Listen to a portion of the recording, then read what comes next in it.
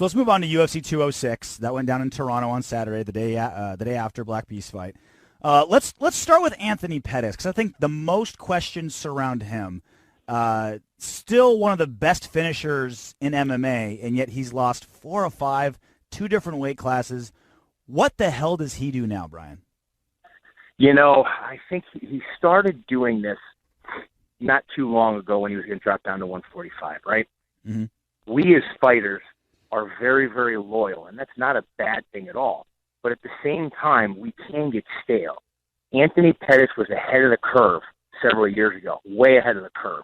But in this game, with this level of athleticism, people catch up and surpass you, and then we end up leapfrogging each other, which is sometimes when you see 35-year-old, you see guys like Michael Bisping becoming champion, right? Mm-hmm. Anthony Pettis, I think, his style has been figured out.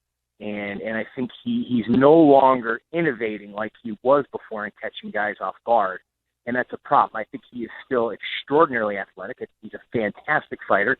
And that he still can contend for the title in both weight classes, but he has to get himself in a position where he's learning new information and he's continuing to add on to his style.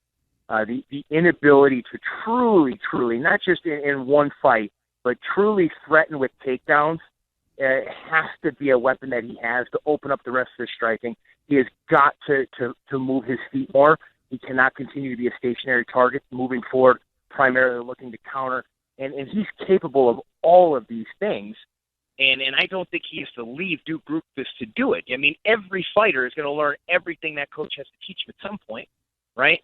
I just think that a little bit of training or bringing people in, he certainly has the resource to do that, to continue to add on to his style. And from everything I know about Duke, he's the type of guy who will probably be telling them this type of stuff. So I think that's the real problem. I think he's stale right now. I do not think he's got too many miles on him as a fighter. But he definitely does need a mental, refreshment and a style and technical refreshment to add on. People are able to predict